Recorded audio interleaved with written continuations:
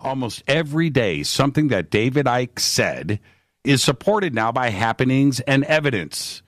And this is the point now where I just need to say, David Icke's time has come. His new book is called Everything You Need to Know, but Have Never Been Told. It is great, and get it. But tonight, get ready, because we are about to speak with the one and only David Icke. David, good morning, my friend. How are you? Good morning, Jimmy. I'm fine. Well, I'm fine now. 20 minutes ago, I was blinking into the light, but I'm fine now. It's 25 to 4 in the morning here, so I'm just about up to speed, mate. You know, David, we so appreciate every time that you join the show, and I'm so aware of the time, but this is the truth. And you know what? I'm just going to call it right now. How do you find the energy? Do you have a newfound respect for the Rolling Stones, right? I mean, seriously, what you do and how you do it and how you find the energy, and you've been doing it forever. Hats off, my friend. Well, I don't know how the Rolling Stones find their energy. They may take a different method to me, but mine comes from just a passion for what I do, and I think an understanding that we have a window to alert people to what's going on, a window that the hidden hand that I've been exposing all these years is desperately trying to close by connecting the human brain, the human mind to artificial intelligence through that area that I call the Devil's Playground, Silicon Valley. So we have a period which we're in now where we have an opportunity. It's a kind of a meeting of the ways, in the sense that we have come so far along the road that I've been writing and talking about all these years, in terms of the plan for the totalitarian control of the entire human society, that it's becoming more and more obvious. I said years ago, there's going to come a time when they'll break the surface. They have to, because if you are manipulating something under the radar, which is where it's been happening most of the time up to this point, then if you want to transform human society in the way that you're manipulating, that at some point you have actually got to break the surface where people can see that that's what's happening, that's what you're doing, and that's where we are now. So it was always going to be a point where we were a long way along the road before people actually, in large numbers, and I'm seeing this now around the world on this speaking tour that I've been on for 18 months, it's happening everywhere, they would see that actually they can't ignore it anymore because it's in their faces. So that's why I get up every morning and bang on with it every day, 7 days a week, because we have this period now where more and more people are listening. What is happening is more and more obvious, and we need to alert as many people as possible to head this off, because people have noted how many things in my books over the years, going back to the 1990s, have actually turned out to be true. But, I mean, why is that? Very simple. There is a plan for the world. It has been unfolding for a very long time. And if you can access that plan, then you can comfortably predict the future, not just in theme often, but in detail, because unless there's an intervention, that plan will unfold. This is why Aldous Huxley in Brave New World, published in 1932, George Orwell, 1984, published in 1948, that's why they've been so accurate. Right. It's because they weren't coming just from their imagination. They had also got access to this projected agenda for the world. And if you do, then you can predict the future. The idea, of course, of people like me and what I do is to stop that future happening by alerting people so that there is an intervention. Let me jump in there for a second, David, if you don't mind.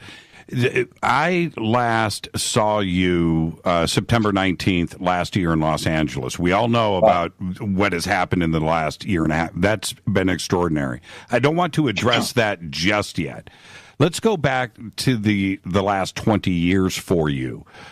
Are you at the point, and it's okay if you say yes, are you at the point where you can stand up and go, see, I told you so? Is that part of your ego? Will you, because you have a lot of people that need to hear just that. Are you at that point? Are you okay with speaking out? Well, yeah, it's not about I told you so. You see, when I say to people, look, I said this and I wrote this 20 years ago, 25 years ago, and it's happening. I don't say that so that people say, oh, yeah, he's great, isn't he? Look what he said, and it's all been right. Ain't he good? I say it for a simple reason. If I could know it 25 years ago, and it's happening now, then that means there is a plan for the world, that the events are not random. Right. That's why I say things like that sometimes. It's to emphasize, look, if I could know that 25 years ago and it's happening now, it's obviously not happening by random chance. It's happening because it's meant to happen, that it's been manipulated to happen. This is, again, the example of Aldous Huxley and George Orwell. It's the same principle. How did they know all those decades and decades and decades ago that the world that we are experiencing now was going to happen? Because there is a plan. It's very, very important. It's fundamental that we understand that, because if there's a plan, it means that there's someone or something or some network manipulating that plan, deciding on that plan, and putting it covertly into place. And therefore, lots of dots begin to connect and dominoes start to fall once you realize that events are not random, but that the society transforming ones have been planned not just for 5 minutes or 5 years or even 50 years, but far longer even than that. Is it getting easier to write the message? Is it getting easier to speak about it? Yes. I mean, you're talking to me now. When I started out in 1990, consciously on this journey of discovery, uncovering, and communicating, it was a very different world. No one wanted to know, really. Right. I mean, my first trips around America in the 1990s. I mean, I was talking in people's front rooms, Jimmy. Right. In places like New England. I was talking to 8 people at an event near Chicago. I mean, really. And when I was invited to speak at these big expos, as they were then, these whole life expos, right, places like Los Angeles and San Francisco. I remember speaking at another one in Las Vegas. You were put on at the end of the night when everyone had gone home.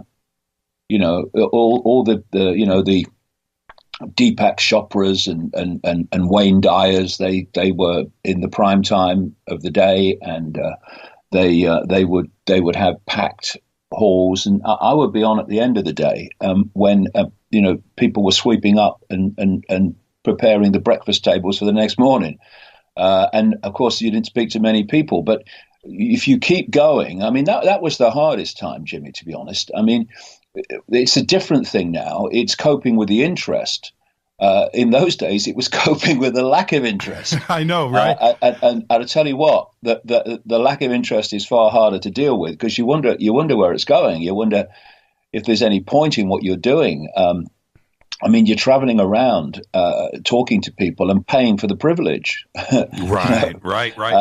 But if what you say has validity and you keep saying it and you won't stop saying it, and no matter what the pressures are to just go and do something else, then if it's got validity, it will be shown to be so eventually. And that's what's proving to be the turning point for me. And what I'm finding, this is why, in answer to the question, it is getting easier, is because as I've gone around the world in the last 18 months on this speaking tour, more and more people are opening their minds to question things they wouldn't question before. They're opening their minds to possibilities they wouldn't have even considered before.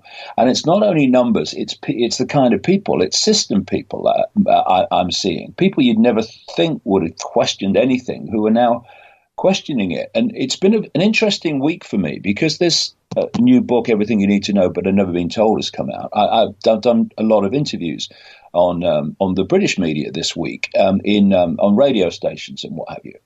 Now, I remember the days in 1991, 92, when if I went on a radio station, then I would get ridiculed and laughed at, and that basically they would just dismiss me with a wave of the hand, and it would be a good laugh. I mean, it will give the audience a laugh. Let's talk to that David Icke bloke. What I found, even to my astonishment, doing these interviews this week, is how many of the presenters are absolutely into this information now. It's just been an incredible turnaround that we're seeing unfold. Obviously, it's not as big as we'd like it to be, but it's moving in that direction. And so there's much to be encouraged about, but also much to be mind-focused about because of the speed in which this agenda is unfolding now in many areas, not least the key one, two key ones. One is this transhumanist agenda to replace the human mind with artificial intelligence. But the other key one, and interestingly, both are fundamentally coming out of Silicon Valley. It's to hijack the flow of information, right. Not least algorithmically through Facebook, Google, YouTube, etc., to stop this information that's challenging the official narrative from circulating as it has done in the last few years, thanks to the internet. I want to, before we move on, we have so much to cover tonight and we'll run out of time like we always do. But I do want to point out one thing. I have friends that were with you in the beginning that all share some pretty funny David Icke stories. He slept on my couch. We did this. We fed each other. And, it was so many years ago, but here we are today. And look at the message, and here we are.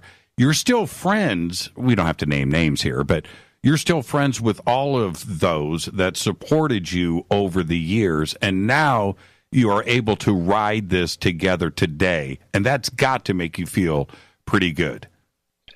Well, yeah, I mean, I feel really good for a lot of people because in those early days, literally, I mean, staying in a hotel, you having a laugh. Right. It was a couch. It was a spare bedroom. It was. I mean, I've slept in a car more than once to save money on expenses while I was doing this. So yeah, there was a lot of people in those early days that were. That helped you out, and it didn't seem really to be going anywhere for a long time. But something inside you drives you on, and you do it anyway.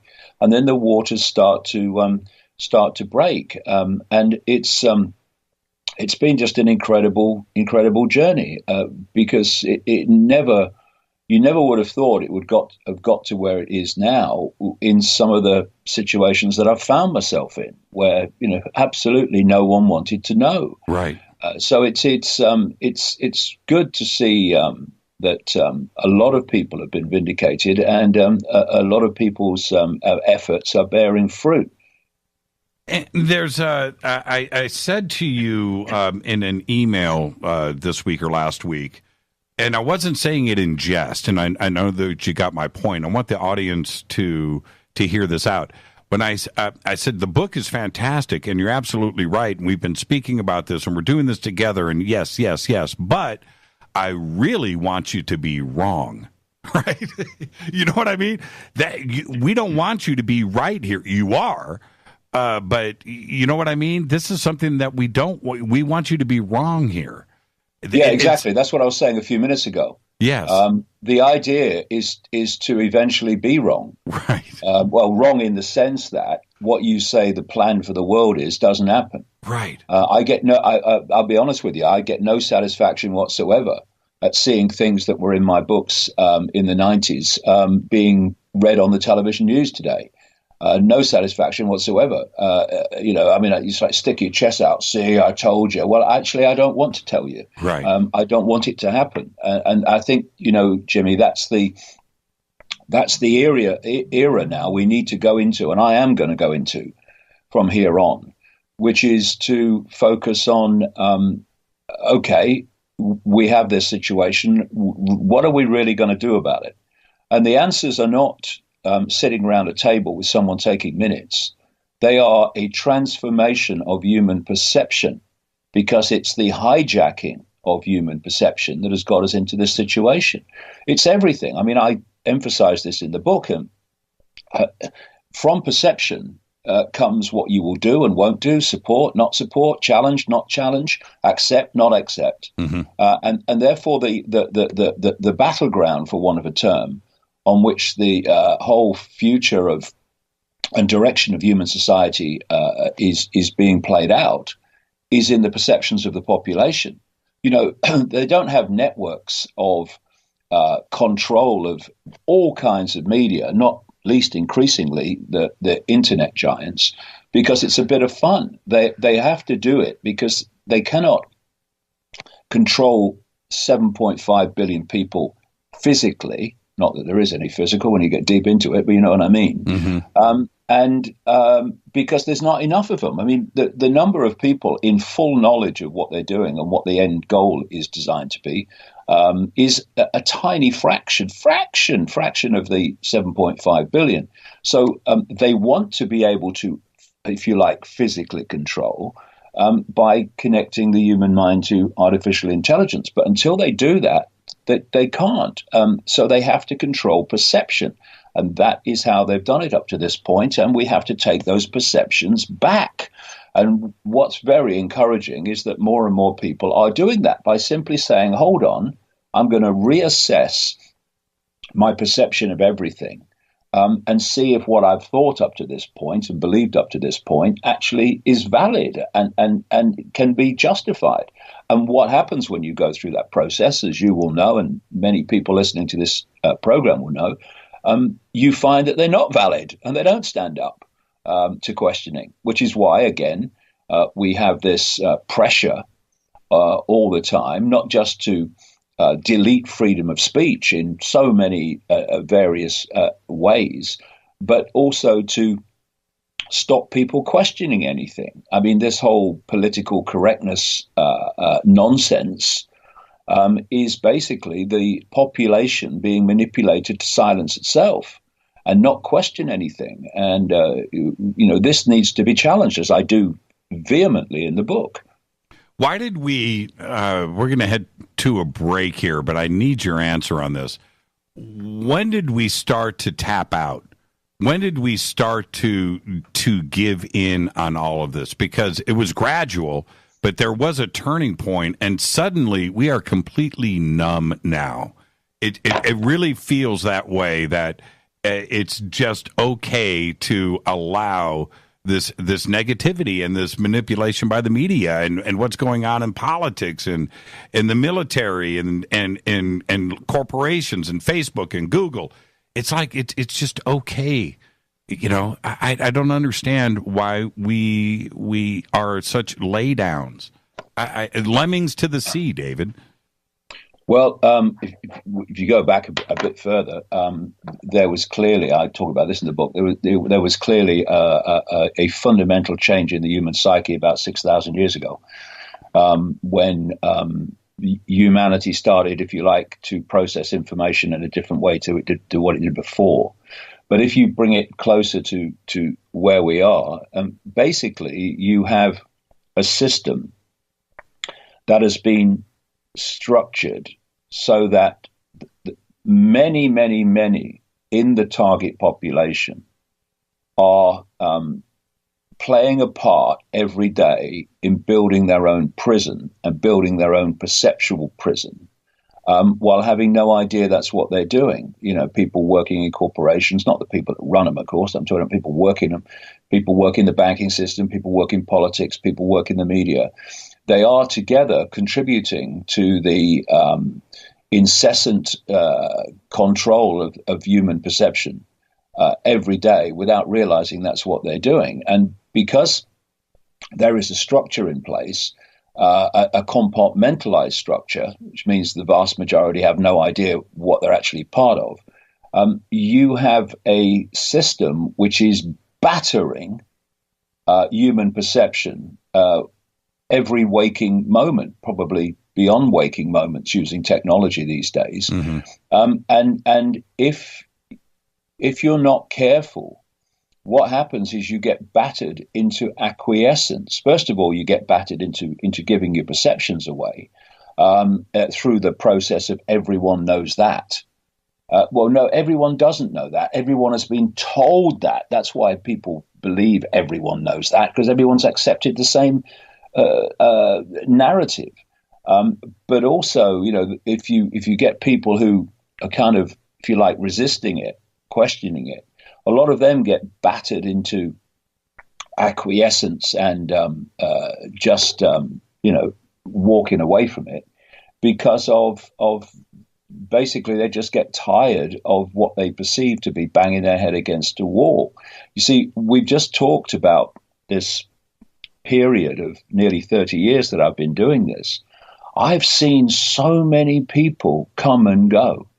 I've seen people come, I've seen them be flavor of the month for a while and then disappear, never to be heard of again. Right. See, I cannot comprehend that from my perspective, because once you know what's happening, once you know what's meant to happen, what the plan is, then how can anyone walk away and say, oh, it's the kitchen's too hot? We'll turn the volume down then, but get on with it, because if we don't, then what you're accepting is what you perceive to be the plan is going to happen. I don't accept that. I will not accept that. And so you keep going. And when you meet challenges, you don't walk away and feel sorry for yourself. You up your game. And you find a way around it, and you become more determined, not less. So I've seen some people who've made this journey through this whole period, but I've seen so many people come and then disappear, and I would say to them, "What are you doing? Until this is sorted out, what are you doing? We've got to keep on and keep on and keep on and do everything necessary to make sure this nightmare that is planned does not happen."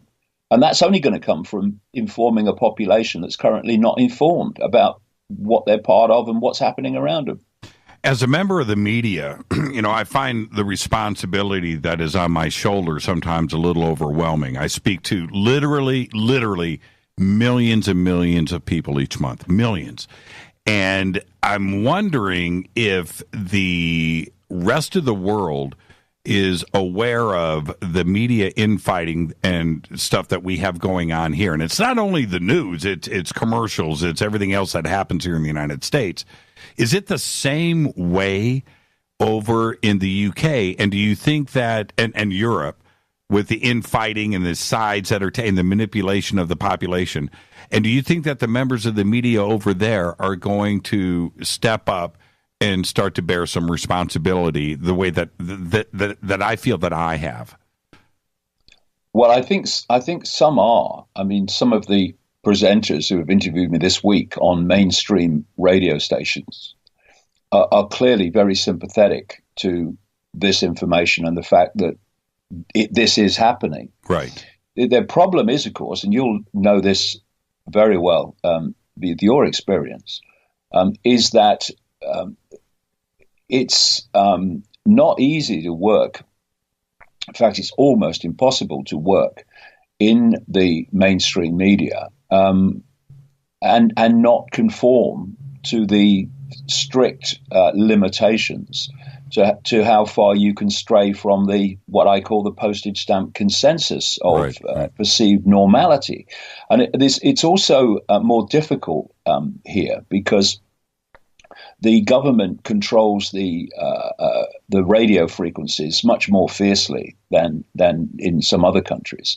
So it's not easy to get on a radio frequency to actually broadcast. So it's mainly done through the internet, so there are a number of people who are putting this information out in internet shows.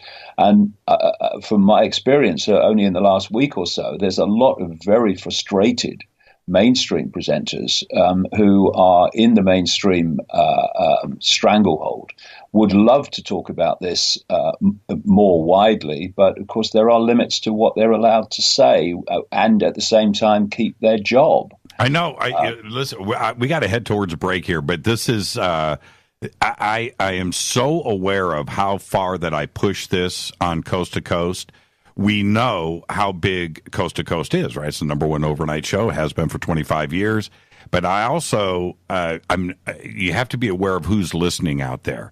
And I'm pushing it and pushing it. And I'm just wondering when the red phone is going to ring, David, right? It's going to be one of those nights where, you know what, you just took it a little bit too far. But me, David, and I'm serious, I just don't care anymore. I don't care. Neither do I. And I haven't cared for a very long time. In fact, when the symbolic red phone rings, it's time to punch the air, because it means you're making a difference. That's exactly right. Our guest tonight is David Icke, live from the UK. This is Fade to Black. I'm your host, Jimmy Church. You can follow David on Twitter at David Icke. We are talking about his new book, Everything You Need to Know But Have Never Been Told. I'm your host, Jimmy Church. We'll be right back. Stay with us. All right, welcome back, Fade to Black. I'm your host, Jimmy Church. Tonight, David Icke, and this segment of Fade to Black is proudly brought to you by Life Change Tea. Their super strength tea is where you need to start out. Let's go to the banners right now at jimmychurchradio.com. Use the promo code FADER, and you're going to get yourself a free shipping. Now, David, when we are talking, let me back up for a second. Your internet TV show that you did, I think it was called Connecting the Dots, yeah, right. And back then, when you were talking about how you started to figure out the matrix and Wi-Fi signals and things, and the ability to project this, but it opened up my mind one night. I was like, man, David's right here. Hold on a second. And I went through all of that series of broadcasts, and I started to figure things out, and it was frightening. But then, now let's fast forward to earlier this year, when Elon Musk literally said, check it out, man. I think it's ones and zeros. I think we're living in a binary world. This isn't real. This is a simulated thing. Now, it's one thing for you to say it and for me to understand. When Elon Musk says something like that, he is reaching to an audience that has never read David Icke or listened to Fade to Black or Coast to Coast. Do you understand what I'm saying? And boom, it suddenly validates things, and now people are listening to us that have been talking about this forever. When Elon said that, did you sit back and go, okay, it is real. I've been talking about it. But this is something that, coming from a guy that has tremendous influence in all circles. Yeah, three things, really. First of all, I'm glad he said it, because it opened up the conversation.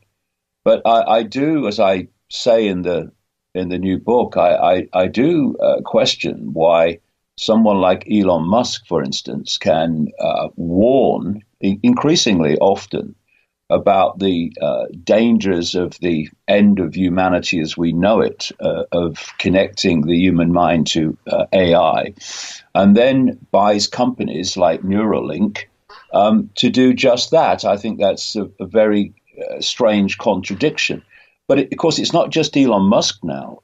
I came to these conclusions in the early 2000s, maybe about 2002, 2003, that actually when you put all the information together, that we do live in some kind of simulation. I mean, the very fact that the physics of our world and the laws and, if you like, physics of computer games are basically identical starts to give it away.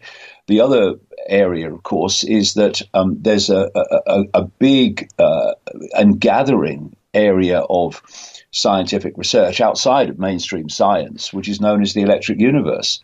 And when you look at their findings and their discoveries and their explanations of how the universe works through electrical and electromagnetic fields and sources of communication, then again, you start to look at the whole simulation and what they're finding with the electromagnetic electrical structure, on one level anyway, of our reality is the very Wi-Fi field, what I call the cosmic internet, that I've been writing about all these years. And like I say, it's not just Elon Musk. I mean, we're now seeing more and more mainstream scientists who are coming out and saying, well, actually, it does look like we're in a simulation. There's a guy called Silas Bean who led a team that studied this at the University of Bonn. There's a guy called James Gates who was a scientific advisor to the Obama administration. And in the last year, a guy called Rich Terrell, who is a computer scientist at NASA, who has come out and said, he thinks we live in a holographic digital simulation, which is just the wording that I was using all those years ago. It's a digital holographic phenomenon. And of course, what comes from that is that digital holographic simulations and constructs do not just manifest naturally.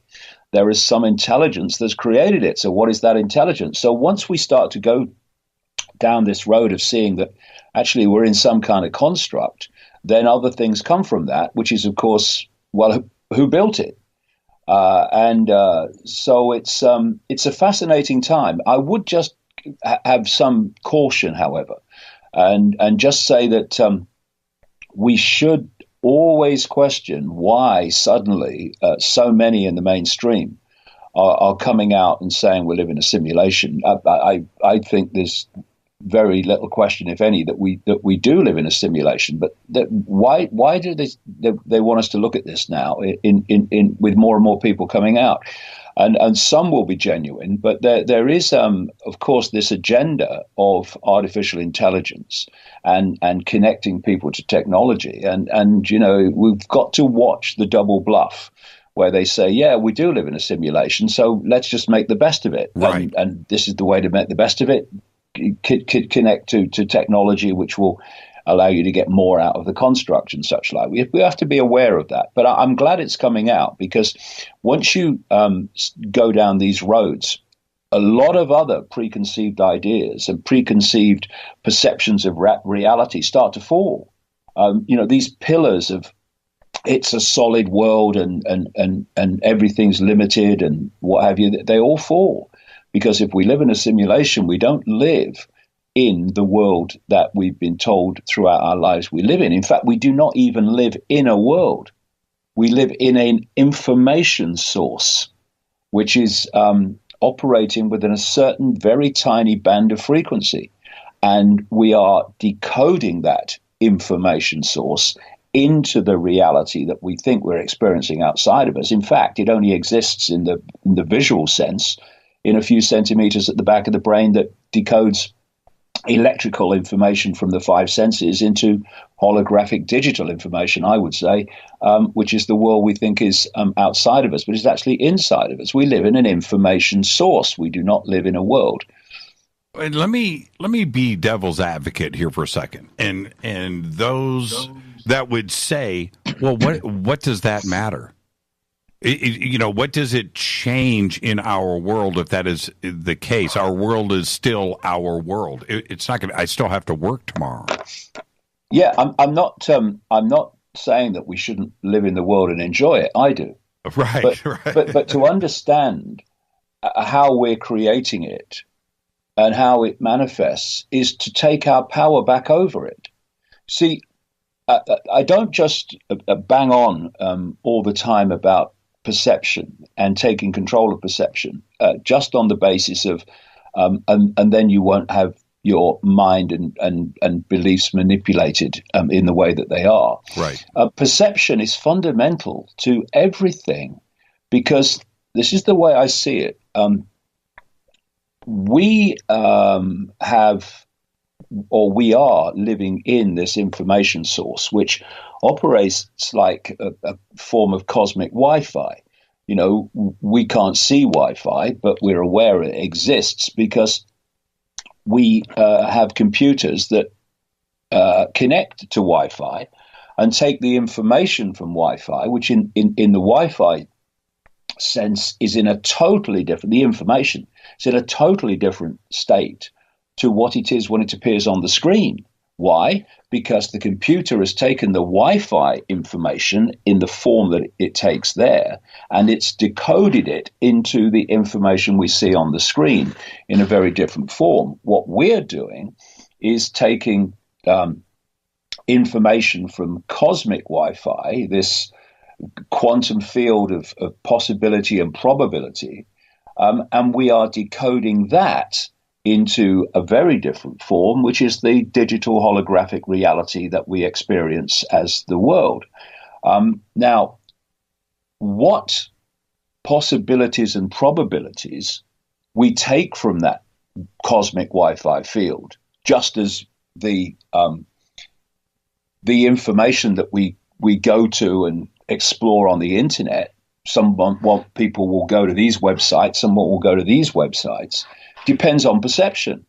Even on that level, people's perceptions are dictating which websites they go to and which websites they don't go to. That's right. But in the cosmic sense, our perceptions manifest as a band of frequency. If you, for instance, see yourself in very limited terms, I'm just little me, I have no power, that perceptual state manifests as a very low and very narrow band of frequency, and a very low band of frequency.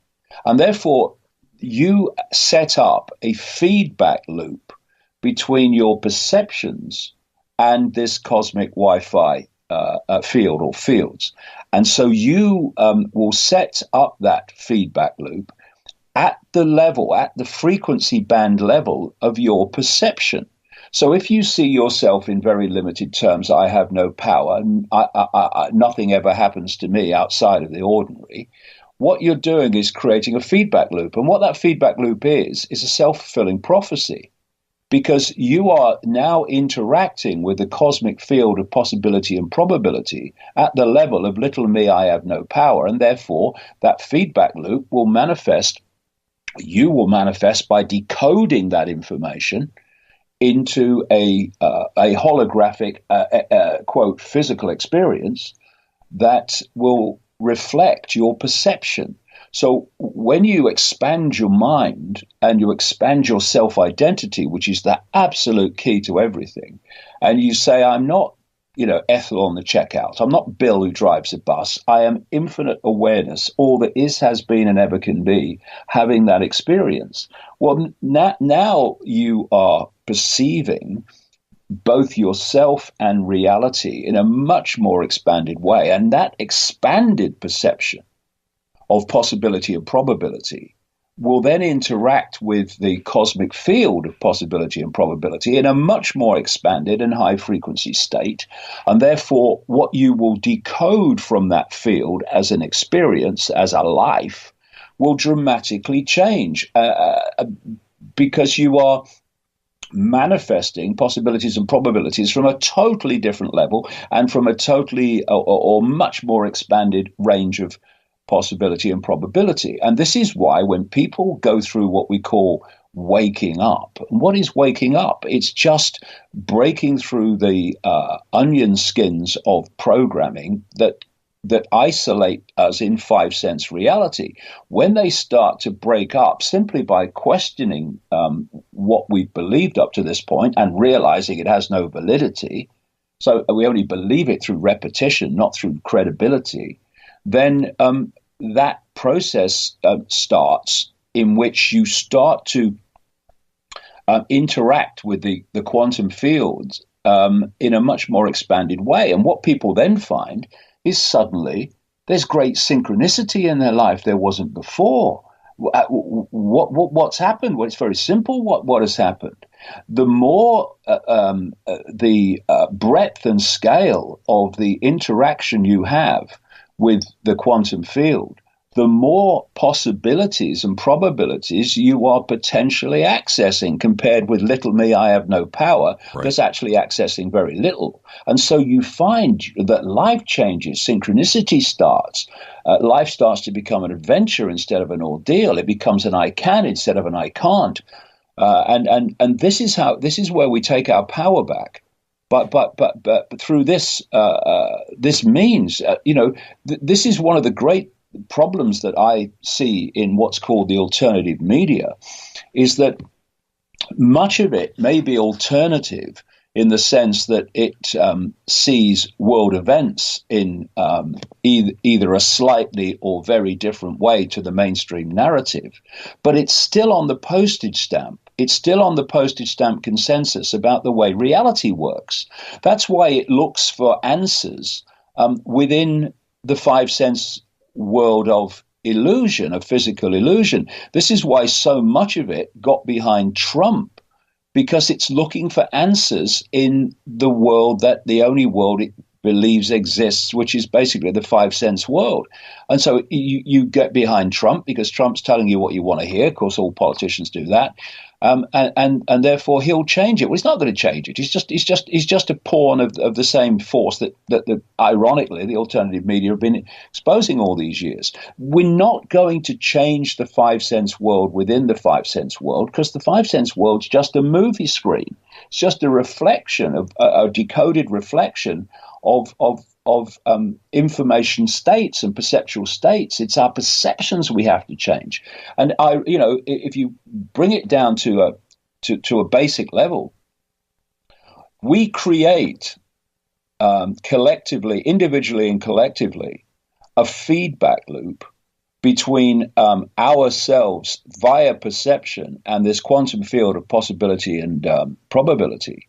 We basically demanifest that which is controlling us, or we demanifest its effect, because we no longer decode it into reality. The reason that human perceptions are so targeted, in fact, that's the bottom line foundation of all the manipulation, is because deep in the shadows, they know about this feedback loop, which is based on perception. If they can control our perception and limit them and squeeze them and give us a false little me identity, they know that through that they will be dictating our life experience through this feedback loop. This is where the answers lie. And that's why I'm far more encouraged and optimistic about turning this around. If you said to me, or it was the case, that we had to turn this around by people sitting around tables, someone taking minutes and stockpiling weapons and all this stuff, right. Then forget it. It's over. But because of how reality works, we don't have to do that. In fact, it's the worst thing we can do, really, because once you set up the feedback loop with a transformation of perception, then things like organizations and happenings within the world of five senses, they naturally occur synchronistically from the fact that you're manifesting them from the realm of probability and possibility. This is where we need to go. This is where the answers lie. And through this process, if enough of us start to do this, and it is happening, then basically you can transform this world dramatically quickly, because the world that we experience is simply the sum total of human perception. Change perception, change the world. I've had some posters done. I think that they should be on everybody's wall, really, that say, change perception, change your life. Change perception, change the world. It's that simple. But of course, we have to believe that changing anything is complex and takes time and you can't do everything at once. Well, you can if you change perception, because you manifest a different world to the perceptions that were manifesting the world before. Well, they lost control of that feedback loop in the last 2 years. They had an easy go. When I say they, I'm talking about the media and who is pulling those strings in the background with the media and moving up the chain. But they had an easy go of it for the last 2,000 years.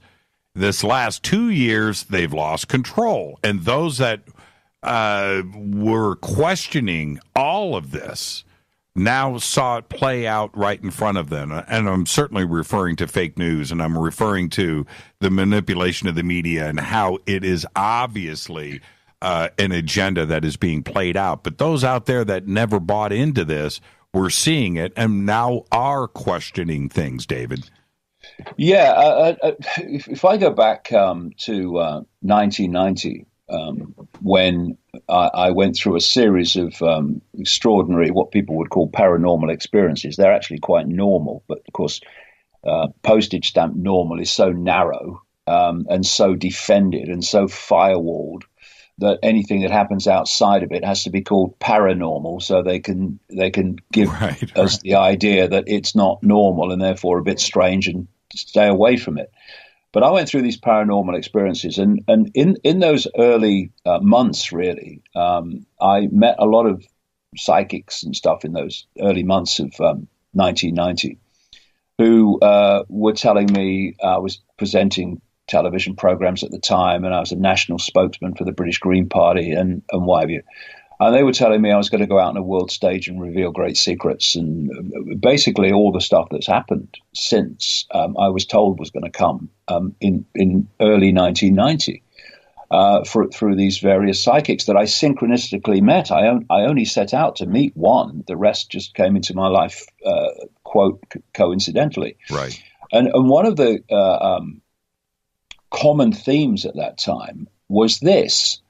That they were telling me that whatever they were connecting to was asking them to tell me that there was a vibrational change coming, what I would now call a frequency informational change coming, that was going to wake humanity up from its coma, from its slumber. And this would, first of all, impact upon those that were more awake, and put another way, that were in a lesser state of density, energetically and perceptually. But eventually, even the most asleep were going to be affected by this. And they said that, and I was told that the other aspect of this vibrational change is that all that had been hidden from us was going to be brought to the surface where we could see it. And the first book I ever wrote after my if you like, perceptual transformation, I actually called Truth Vibrations, because that's the name I gave to this vibrational change, on the basis of it was going to bring to the surface all that had been hidden. And of course, in 1990, when I was told this, and I was blinking into this whole new life that was starting to unfold before me then, there was no sign whatsoever, A, that anyone was waking up to question anything, and B, that all that had been hidden was going to be brought to the surface. But look, Jimmy, from the perspective of coming up to late 2017, which is what, 1990, 2017, those things are happening. More and more people are awakening and questioning. And my goodness, look at what we know now. We didn't know 5 years ago. Never mind what we knew or didn't know in 1990. So there is, people, we look at this manipulative force, and we need to understand what its game is. We need to understand what its goals are. We need to understand fundamentally how it works, so that we can stop being hoaxed by it, by seeing through it. But let us not forget that this manipulative force in cosmic terms of infinite awareness, infinite possibility, is a fly on an elephant's back, and that which wishes to rebalance this reality and awaken humanity from its manipulated coma is at work, and it's at work all around us. And I think it's been working through me since 1990. That's what I was told was going to happen, and my life has taken that road. And that's not to say look at me, I'm the savior. No, the point is, this force, this what Wakantanka, what the Lakota call the force that moves all things, infinite awareness, of which we are all a point of attention, within which we're all a point of attention, can work through anybody. It's letting it in that's the key. Ethel on the checkout who says, "Oh, well, I've got no power." Open your mind to it, let it in, and your life will transform. And what defends the defense mechanism to letting that in from the system's point of view is that if you say anything or do anything outside of the postage stamp normal, then those that have accepted postage stamp normal, which is still the vast majority, will actually give you a hard time. They'll laugh at you, they'll ridicule you, they'll dismiss you, they'll call you dangerous. And people, through this fear of what other people think, which is the prison that most people live in, then resist going down this road of letting this true self in.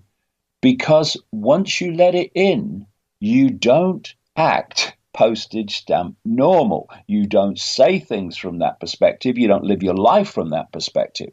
And thus, part of the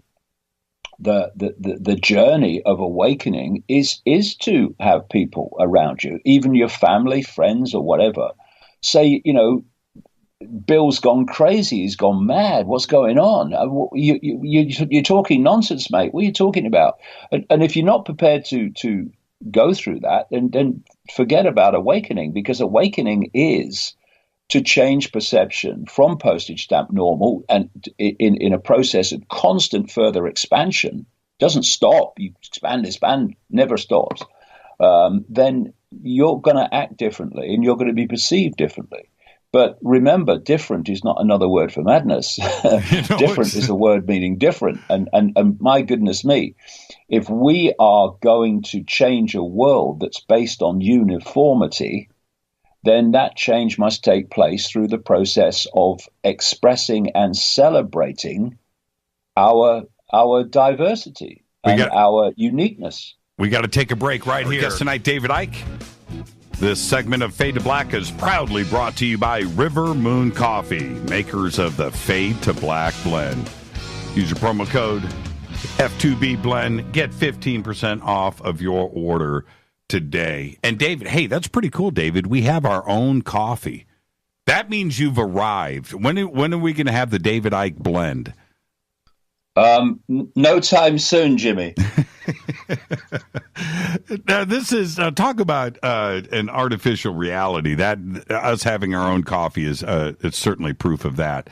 But when and I keep stealing your reference of connecting the dots, but you do it so well in the new book, and I stress with everybody, go and get everything you need to know, and the links are over at jimmychurchradio.com. Go and get the book. But when we are connecting the dots here and we go through this idea of a matrix and a holographic universe and ones and zeros and a binary existence and feedback loops, when we swing this thing around to the singularity and artificial intelligence and what Google and Facebook and DARPA and Sandia National Labs, their focus is just that, to get to this point. And when we do, immortality comes into play. There's a lot of things that they are going to suggest, but it will be the machines at that point, whether you like it or not, that will retain control.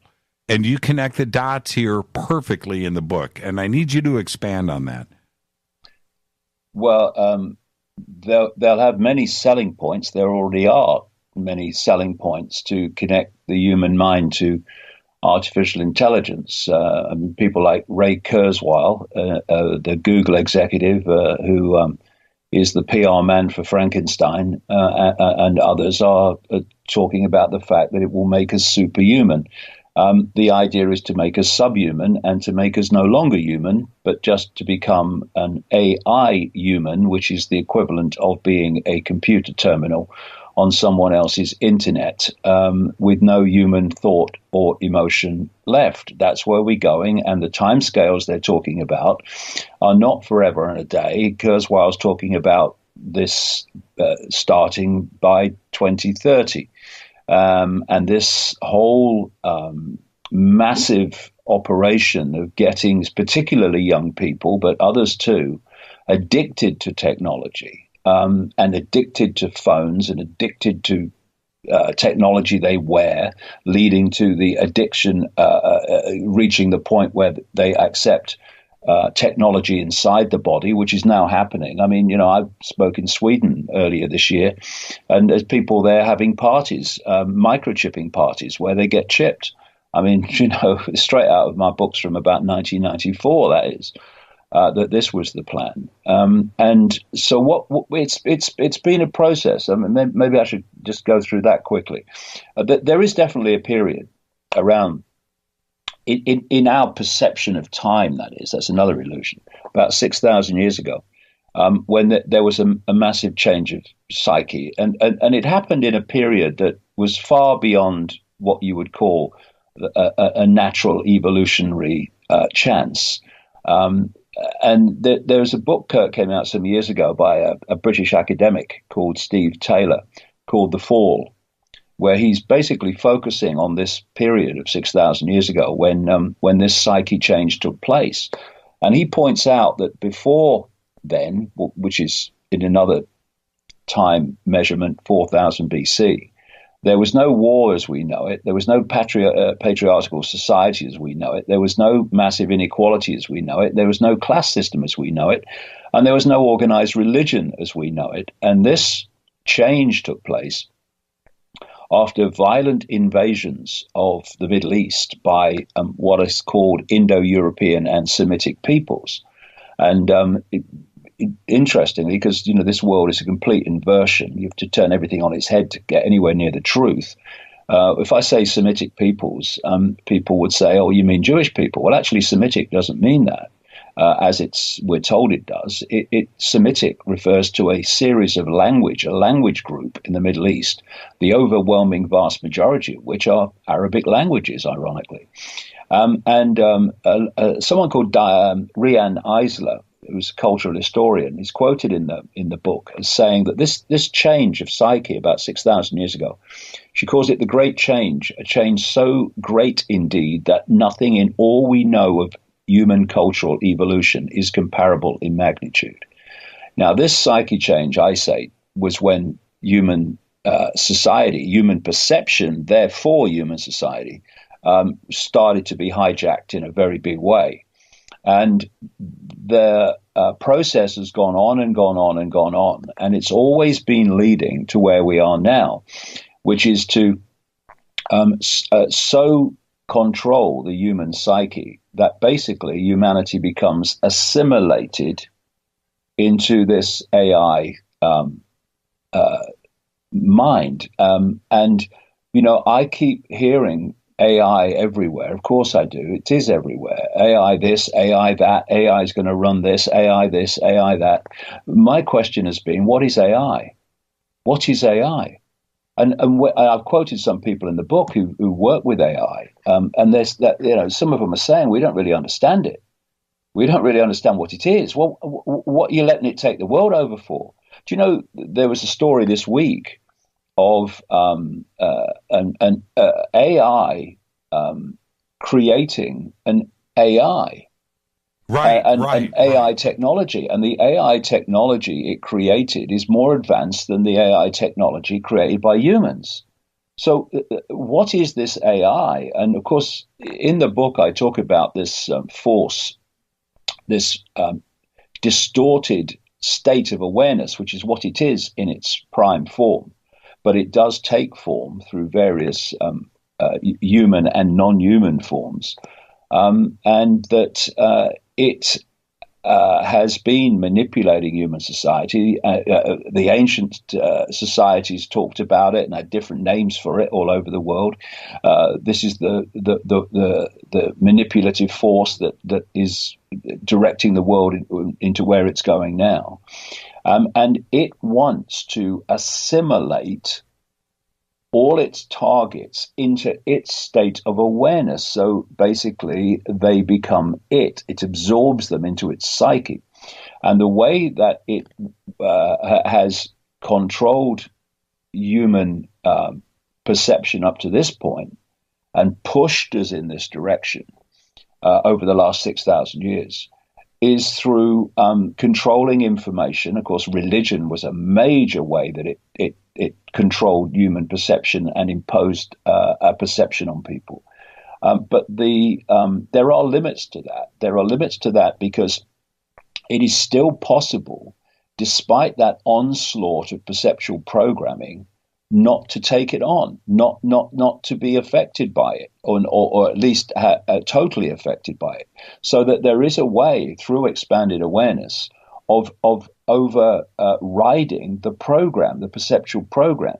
So where it's been leading is where we are demonstrably going now, which is to, instead of manipulating perception as they've done up to this point, they become that perception through AI, right, by connecting the human brain to AI. And, you know, Jimmy, when you've got people like Ray Kurzweil, who I wouldn't trust to tell me the time in a room full of clocks, frankly, that from around 2030, the human brain mind will be connected to AI, which will then do more and more of human thinking until eventually there is no human thinking left and it's all AI. When they're actually putting that in your face and saying it's a good thing, then you can see where this is going. Because, of course, he's a Google executive. Google is an absolute monster. It's not only a search engine, it's one of the fundamental drivers with DARPA in the background, the technological development arm of the Pentagon, that is driving this AI transhumanist agenda. Facebook is a monster. It's not just a social media platform. It too is fundamentally involved in this transhumanist agenda. And so the idea is to lock people into AI, and then they become AI, and humanity as we've known it is no more. Now, again, people like Elon Musk and the scientist Stephen Hawking and increasingly others are actually warning about this and saying, you know, that there are dangers. Now, you know, I have my reservations about Elon Musk, as I've said, but they're warning about these dangers. But what they say is, you know, we're going down a road and it's very dangerous. What they need to understand, I think Elon Musk will actually, not so much Stephen Hawking, is that this is the road we're being taken down. It's not. We're not going down. We're not sleepwalking into it. Right. The human race is sleepwalking into it, but the people driving it aren't. The people driving it are trying to make it happen. They want us to, for there to be no humanity left as we know it. And what is humanity? It's a state of perception, a state of awareness, and that's where we've been driven. Now, if you then go deeper into this, and you realize that this information source that we decode into a holographic digital reality is operating within a band of frequency that's so narrow, it's a joke. And I say that this band of frequency that we can actually see visually or decode, if you go deeper into it, is as narrow and ludicrously narrow as it is on purpose. I say that the human genetics, this is talked about, of course, in all the ancient societies, has been manipulated so that we decode reality in a narrow band of frequency that will firewall us off from the greater infinite reality. and therefore isolate our perceptions in little me and the illusions of reality that we are given. And all this genetic manipulation, where people talk about the sons of God who interbred with the daughters of men, and all these symbolic stories you find not just biblically but all around the world in the ancient societies, they are describing this change, this great change in the human psyche, which is what? It was a change in the way humanity decoded and processed information. Thus, their perceptions changed. And we became the humanity that we've been in the last 6,000 years. So mainstream science says that the electromagnetic spectrum is 0.005% of what exists in the universe. Some say it's a bit more, but not much. So that's ridiculous. The electromagnetic spectrum is 0.005% of what exists in the universe. And yet visible light, as scientists call it, which is the only frequency band that we can see and decode into a perceived visual reality, is a tiny fraction of the 0.005%. That's how ludicrous it is. That's how narrow it is. So we are decoding an information source in a certain frequency band.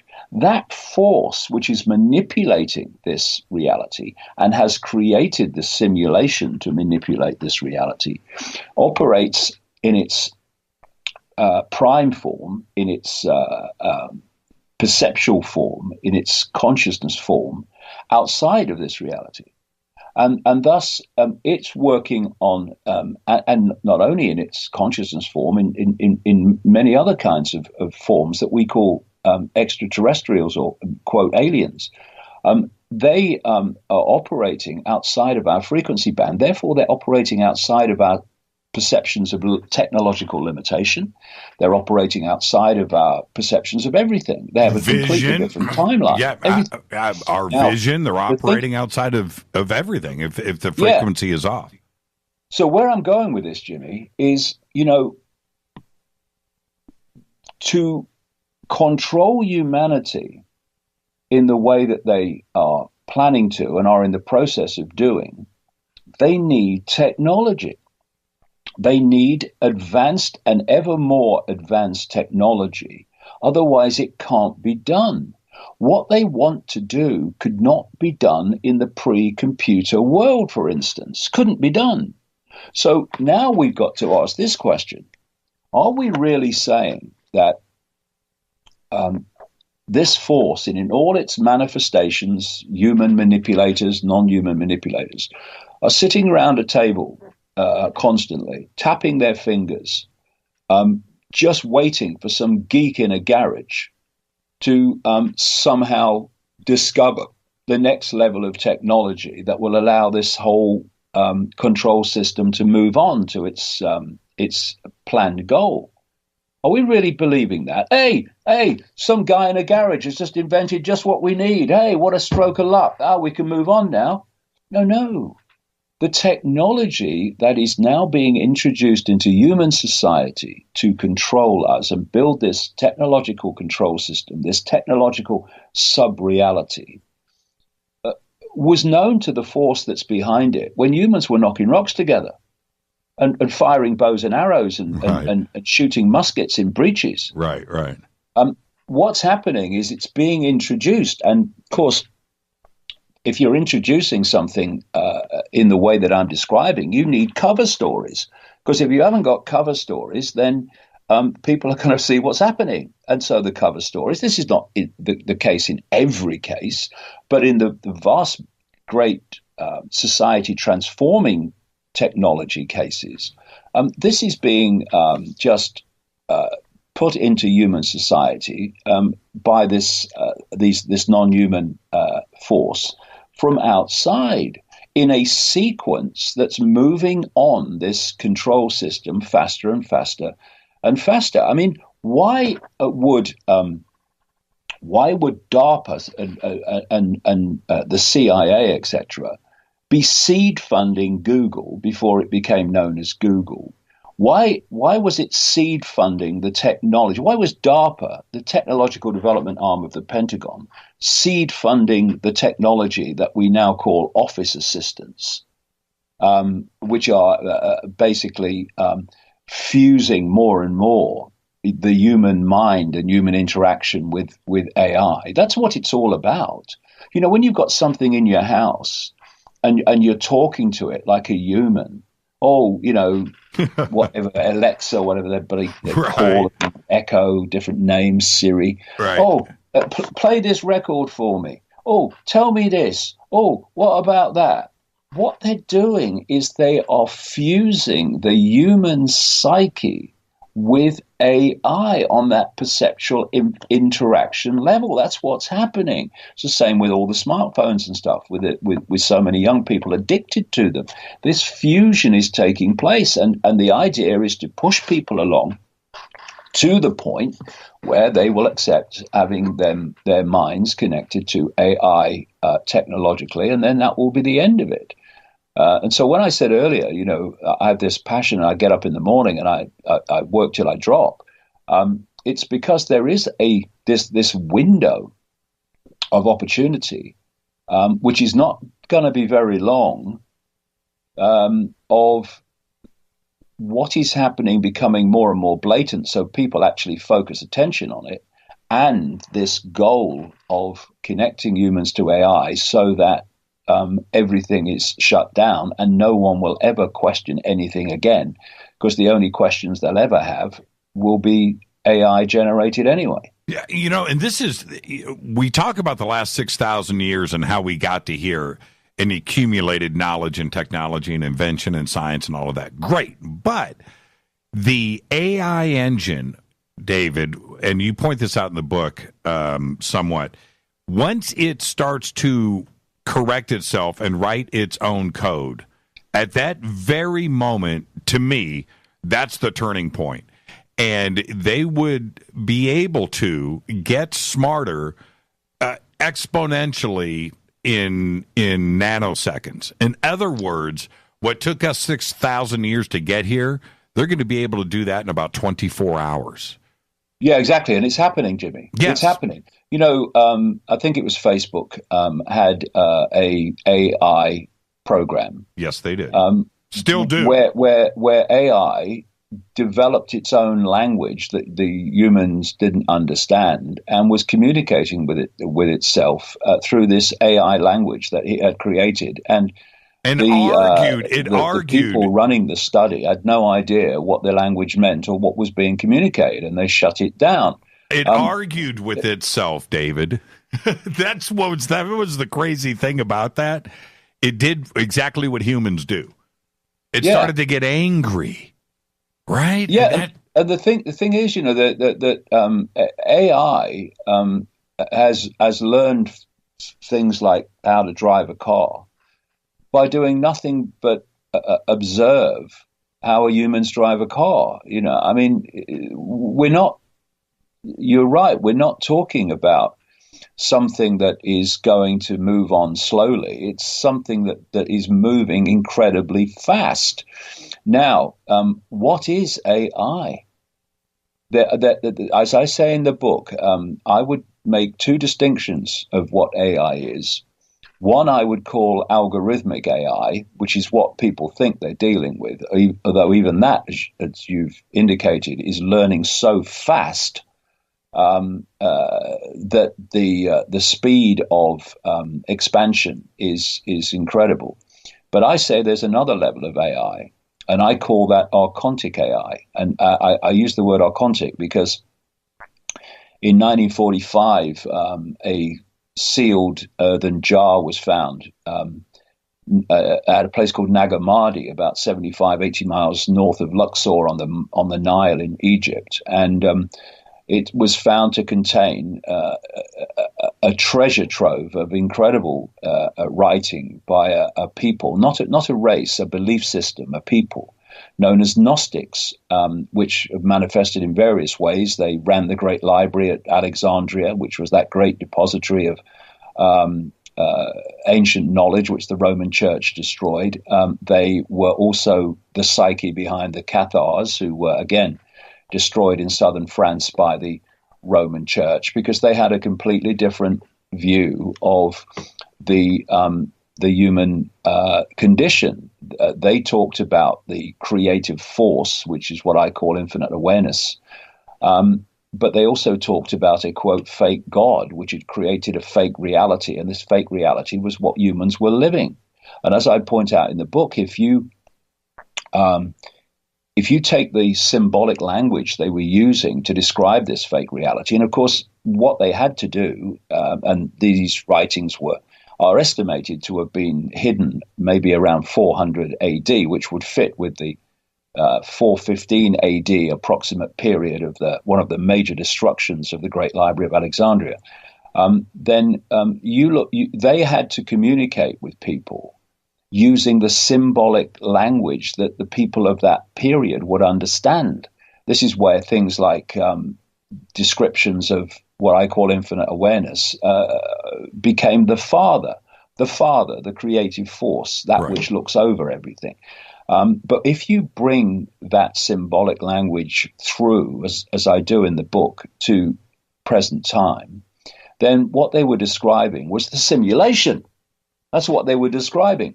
And they used the term archon or archons for this force that was manipulating human society and created what I call the simulation. And archons is a word meaning rulers, because they said that these archons, rulers, were the hidden rulers of humanity.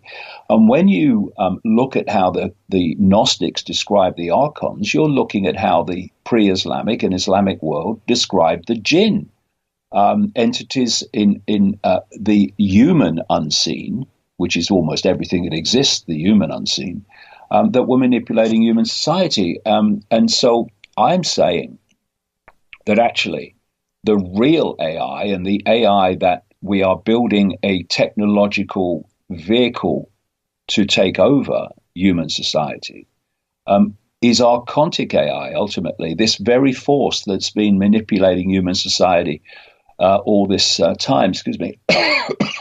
And so the vast majority of scientists working with AI will have no idea of any of this. This is why I say that so many of them are completely confused, bewildered, and mesmerized by this, even algorithmic AI that's learning so fast and doing things that they don't really understand what's going on. They're losing control of Frankenstein. That's what's happening. But of course, deep in the shadows, Frankenstein himself, i.e. this force, is absolutely in control of Frankenstein. It's just the human society that's losing control of it. And that is the crazy part about all of this, David. That's the Pandora's box. We think we have control.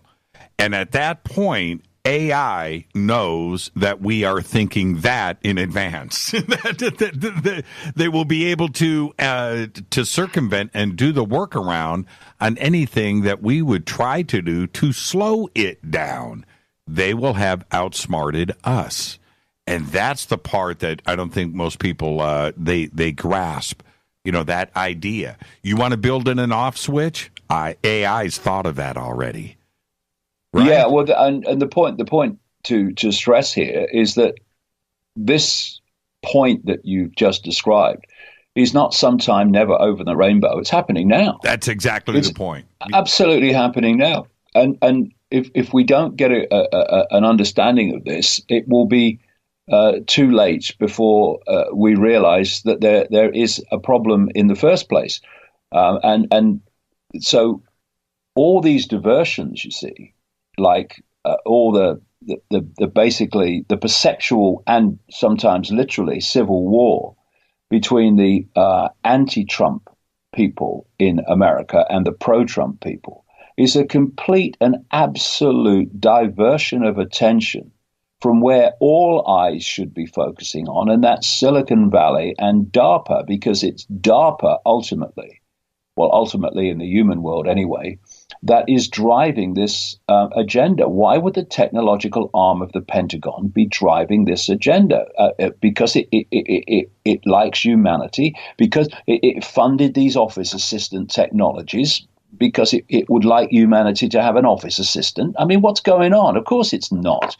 The DARPA is just about the most sinister organization on earth, Monsanto included, by the way. Oh, man. And therefore, if it wants it, it's real bad for humanity. Let's take a break right here, David. When we come back, now that we've scared the crap out of everybody, David, let's talk solutions. How's that? Okay.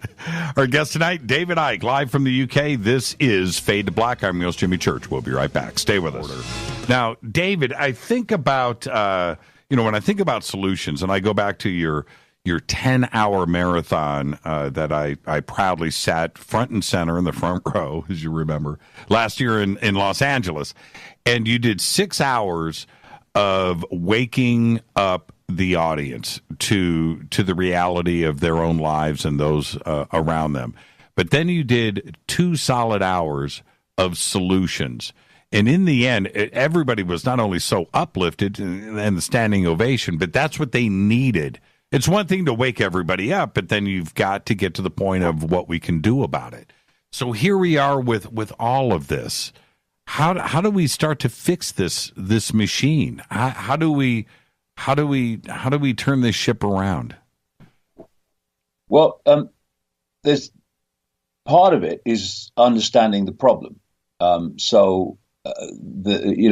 are people who call themselves spiritual and say we must let go of fear, who then say you can't talk about this and the sort of things we've been talking about tonight because you'll frighten people. Well, they'll be a lot more frightened. What I was going to say, they'd be a lot more frightened when they're connected to AI, but they won't even know anything when they're connected to AI that AI doesn't tell them anyway. But the situation that we'll face if we do nothing is far worse than actually facing it now. So understanding the problem is fundamental to appreciating the solution, which is why when I look at my life, in the 1990s, information was coming to me in this incredibly synchronistic way, which was, first of all, talking about the names, dates, places, 5 sense level of it, banking manipulation, political manipulation, manipulated wars. Then from the mid-90s onwards, it was added to by the fact that there's a non-human force behind this. That was followed by an understanding of the illusory nature of reality, and then that was followed by the fact that it's a simulation that we're dealing with. And the key one in that sequence is understanding the illusory nature of reality. Because if we don't do that, then we continue to believe that everything is physical and everything is solid, and therefore everything is limited. And everything takes a long time, and we have no power, and you can't change it, or at least change it with any speed. And therefore, people just accept things because there's nothing they can do about it. So understanding reality and the nature of who we are, and the fact that we are a state of awareness interacting with this world through the body. And we can take a perceptual state of 5 sense self-identity, which is limited, which is I can't, which is there's nothing we can be done to be done, so let's just accept it and be acquiescent. And then there's I am infinite awareness having that experience, and therefore I am infinite awareness. I can control that experience. There's no such thing as limitation. There's no much such thing as I can't. And that completely changes the game. It changes the game for, if you like, an individual point of attention. It changes the game in their life and the way their life unfolds. But collectively, it changes the game in the world that we are living in. You know, religion's greatest contribution to this conspiracy of control is to create a personified God, a dictatorial God, often, that's controlling everything. and that we are just subordinate to that God. That God, in that context, is this manipulative force. In fact, those Gnostic writings said that the God of the Old Testament that's described, the one that wanted death, destruction, and mass murder, was this archontic force, and it makes absolute sense that they should say that. So the whole, and then as that began to fade in terms of its control of people, that religious perceptual prison, then they brought in mainstream science, and mainstream science has come for most of its existence from which direction? That we live in a solid mechanical universe where everything is apart from everything else, and we are just cosmic accidents, and basically you're born, you live for a while, and then you die, and all the lights go out. So in so many ways, people have perceived mainstream science and religion to be opposites and forces opposing each other, when they're different expressions of the same perceptual imprisonment to keep us from understanding the nature of who we really are, which is awareness, a state of awareness. And like I said earlier, we can interact with possibility and probability in a narrow band, i.e. a controlled state of impotence, or we can do it from an expanded band of potentially infinite potential of creativity and changing things. And we need to change it at that level. If you are trying to change a movie, you don't just stand on the stage and start screaming at the screen, telling it to change. It's a done deal by the time it's done that. And by the time we are experiencing this in an apparent physical experience, it's a done deal. The information of which this reality is, from which this reality is created, has already been decoded in that few centimeters at the back of the brain by the time we actually, quote, physically experience it. No changing it then. And they're quite happy that we perceive that we can change things in the world of the scene. We can't. Just like you can't change a movie when it hits the screen. You've got to go back and change the real. You've got to change what's being projected. And that is basically, in collective human society, it's the sum total of human perception.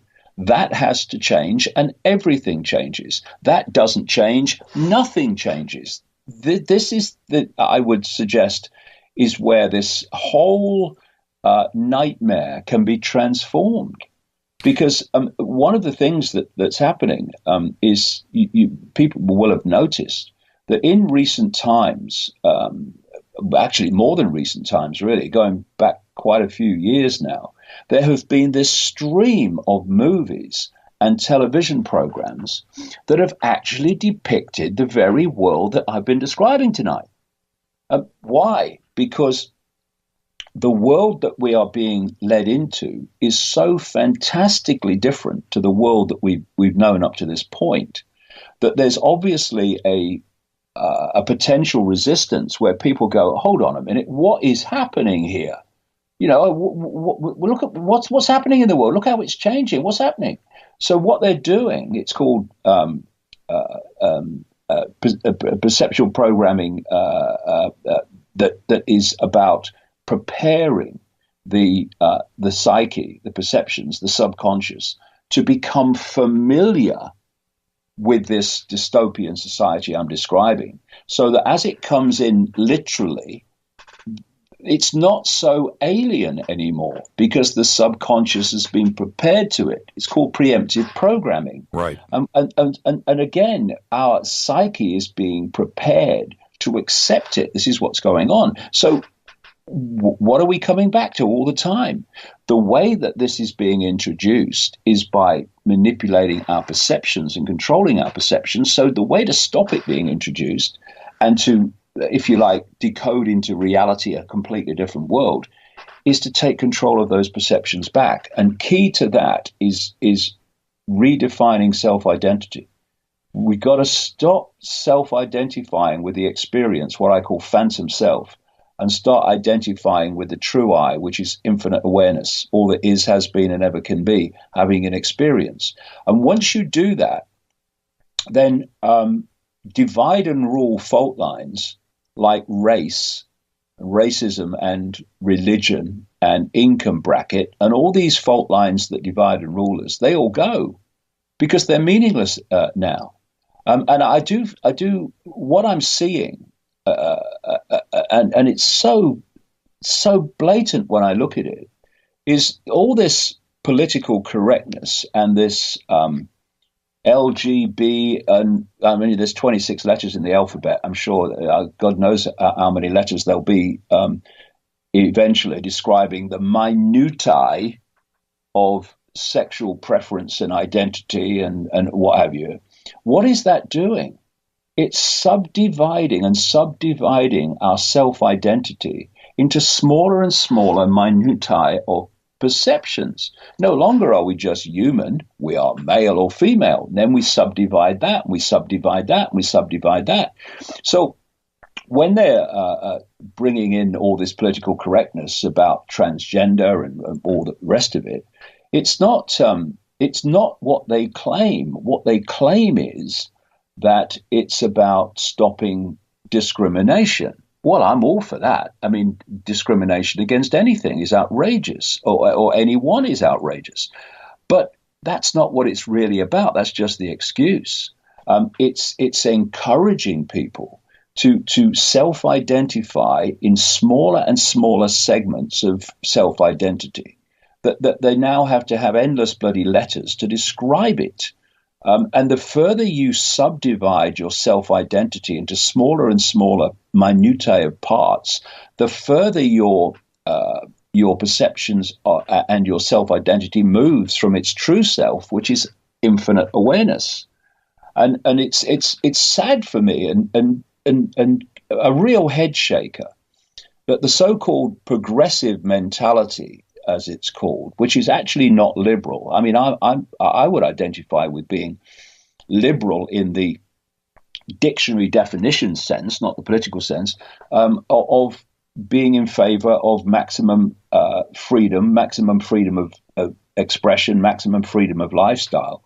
I have a simple philosophy: do what you like so long as you don't impose it on anyone else. It's when you start imposing on people that don't want it imposed upon them, and I get interested. Everyone wants to do it. Well, you know, be my guest. Just don't impose it on anyone else. So I'm kind of extremely liberal, if you like, from that point of view. But this progressive mentality is not liberal. It's anti-liberal. It's trying to destroy freedom of speech and freedom of expression, and it's trying to tell people what they can and cannot say, and it's all part of this process of dividing and ruling humanity into smaller and smaller units. And what's kind of interesting, if we're talking about a simulation, is that there are many, and of course in the whole New Age arena, etc., this has been talked about for a long time, that there are mathematical codes like pi and Fibonacci and mathematical sequences that have been found and can be seen throughout the whole of human society, from the proportions of the human face to even down to the way hurricanes manifest. There are certain mathematical and geometrical sequences that recur and recur and recur. I say they are there and constantly recurring because they are computer codes of the simulation. But there's another area of mathematical repetition in the fabric of our reality called fractal patterns. And fractal patterns are patterns that subdivide basically from the main pattern into smaller versions of the pattern. So each smaller version is basically a smaller version of the big pattern, and that's classically the way holographic and holograms operate. Every part of a hologram is a smaller version of the whole. But what's interesting, Jimmy, is they're not just finding these fractal patterns in everywhere in our reality, even down to the way rivers break up into other rivers and other streams. All over you see these fractal patterns. They're also seeing these fractal patterns even operating within human relationships and the way we operate emotionally. Now, where I'm going with this is, if you look at the history of human society, religion is a classic example. You start out with the main patterns. Let's take Christianity. You start out with the main pattern. Then it starts to break up into smaller versions of the same pattern called different names. So you break up into Protestant Christianity and Catholic Christianity. You have Islam, and then you break up into Shia Christianity and into Shia Muslim and into Sunni Muslim. And this pattern of a main pattern then breaking up into smaller patterns, this is fractal patterns. And what we're seeing now is exactly this process happening with self-identity. You start off with human, and then it becomes male and female. The patterns are replicated, and now they're being broken up into smaller patterns and smaller patterns. And it's basically a fractal self-identity in which people's perception is moving into smaller and smaller versions of these patterns, to such an extent that you have all these letters now, LGB and goodness knows what. There was one the other day, it went on forever. And they are describing smaller and smaller perceptions of self-identity, and it's going into the opposite direction that we need to go to have a solution to this, which is moving out of the minutiae of self-identity, eventually even moving out of the self-identity of being human, which is just an experience, into the self-identity of the infinite self. And everything changes. Well, David, this is what happened to me, just very quickly, Jimmy. When this journey started for me, right? I changed my self-identity, and everything changed. I remember that. I remember that. I do. I remember that. This is the thing, though. We may be talking about the gay and lesbian and trans, but it's everywhere in society, David. Sports fans are being broken down, into segments on one side of the team, or Republicans and Democrats. Look how, there's subdomains now for every aspect of existence. And you see it in the UK. If you brought up all of the world's religions, it's all demographics. Every aspect of it is being broken down to the point where you have subgroups on the same side fighting amongst themselves. Exactly. Like, do you know, Jimmy? A few weeks ago, we had a transgender lady and a feminist lady having a punch-up in the street. Exactly. How did we get here? How did we get it? And here in the United States right now, for everybody to see, we now have this racism agenda being fought about when we had made strides away from that, 30, 40, 50 years ago. And these wounds, and we're being taken back now in time, and we're having racism discussed in the streets. And now I just don't get it. It's such an effective agenda. Just break it down, get the subgroups going, and the next thing you know, you have dissension amongst the troops on all segments of society.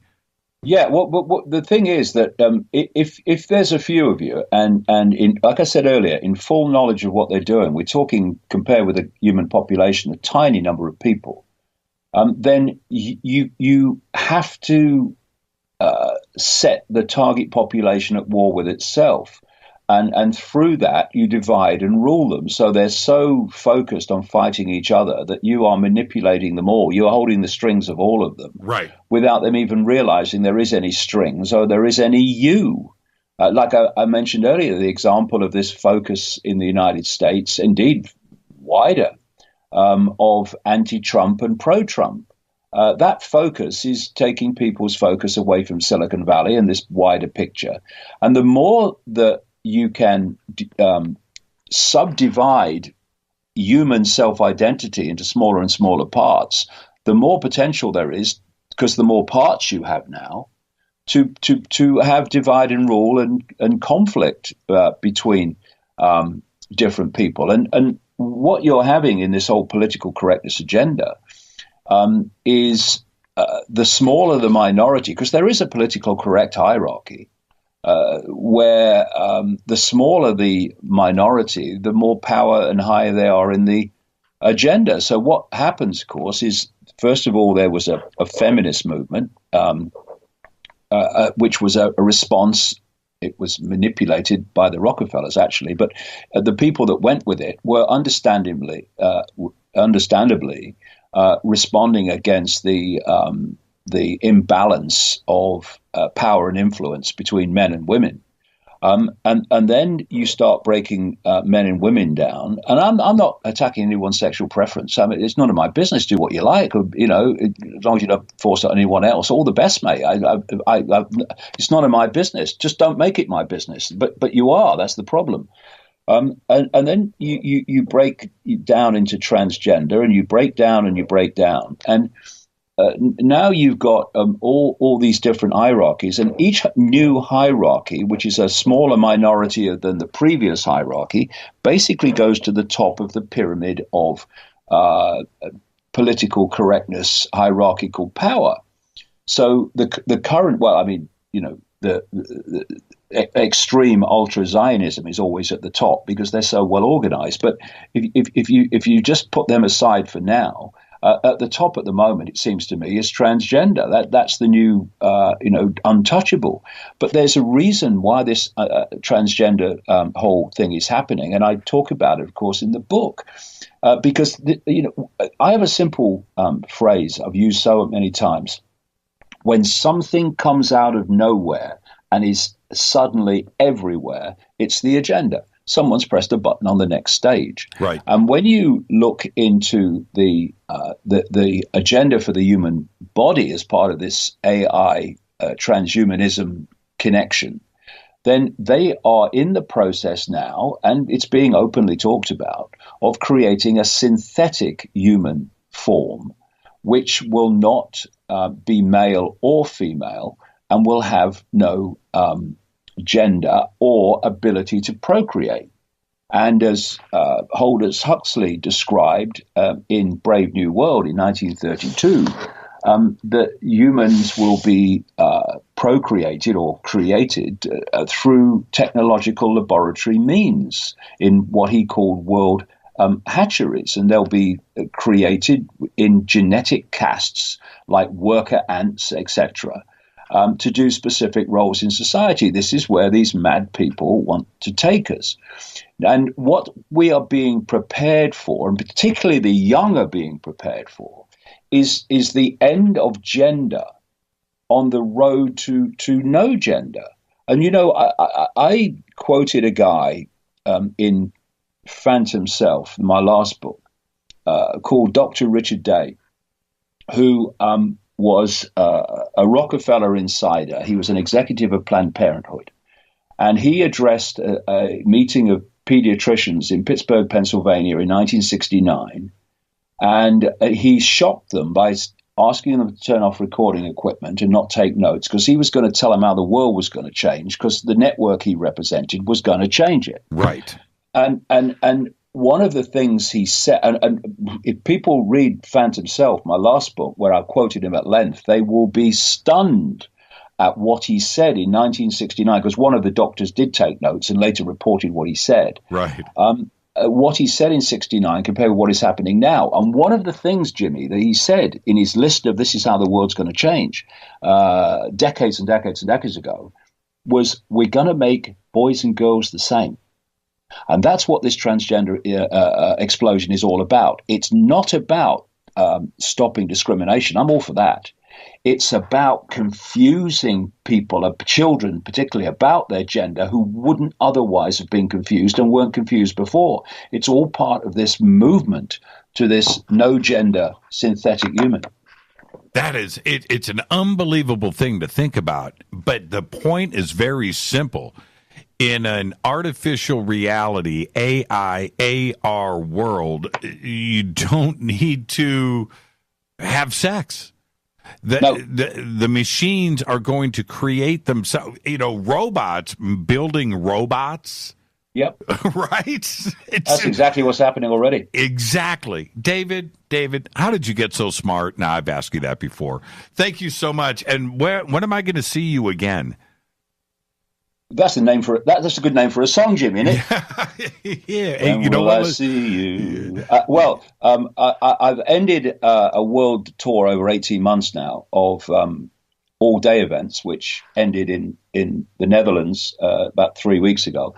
But from the spring, I'm starting another world tour of evening events, which means that I can get to more cities in a week. I can do 3 in a week instead of 1. Right. And I'm starting in Britain and then going into Europe and then we're coming into North America. So it will be then, Jimmy. And what I'm doing with these evening events is I'm focusing on you might say solutions, and focusing on this whole area of perception and how we take control of them back. So I'm looking forward to it because that's the next stage for me. That's where we need to go. Okay, we kind of understand the problem. What do we do about it? And that's what these evening events are going to be about. And hopefully this time we can break bread. All right. Yeah. Well, of course, it means I'm going to be doing several cities in the same country, so there'll be more time to have a breather between them. Yeah, absolutely. And be safe out there, okay? I can't wait to get you back on. And so much to think about, David. And I know you've got a whole day ahead of you. Normally, I would be, a little selfish and say, let's keep going here. But you've got a full day and schedule in front of you. I'm going to thank you for taking the time right now to spend with not only myself but our audience. Thank you so much, David.